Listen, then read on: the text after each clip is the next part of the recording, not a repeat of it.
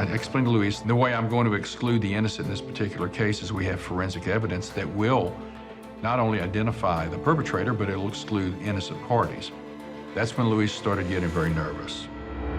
And he said, what evidence? Wasn't she burnt up? And I said, well, Luis, the problem with the perpetrator in this case is he didn't do a very good job at destroying evidence, if in fact that was his goal. Because we do have evidence. We have DNA evidence that the perpetrator left behind.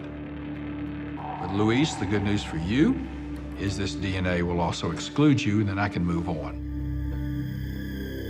So with that said, I would like you to give me your blood and your saliva sample so that we can compare it to the DNA and get you excluded. And he said, well, I can't do this right now.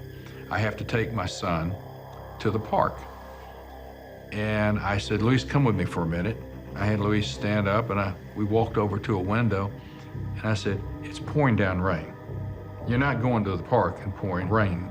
He goes, well, I've got to go. I just remembered it. I have to leave.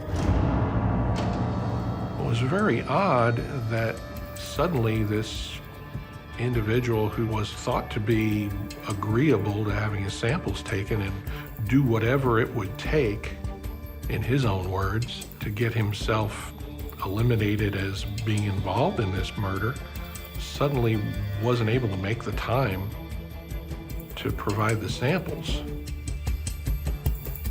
We had no probable cause. I had no evidence to arrest him. I mean, I don't issue an arrest warrant based on my gut. I issue it based on evidence. So I said, well, are we going to do this? And Luis said, yes, we're going to do it. And I said, when? And Luis says, call me tomorrow, and we'll set it up. I said, okay. And he left. With Arroyo now their top suspect, the detectives go back to the co-workers he shared with Missy.